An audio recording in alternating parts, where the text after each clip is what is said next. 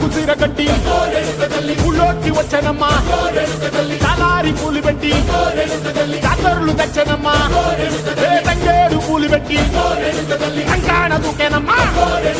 ముక్కు ముక్కెర పెట్టి ముల్లోకాల నెలనమ్మా ముందార చూడంగా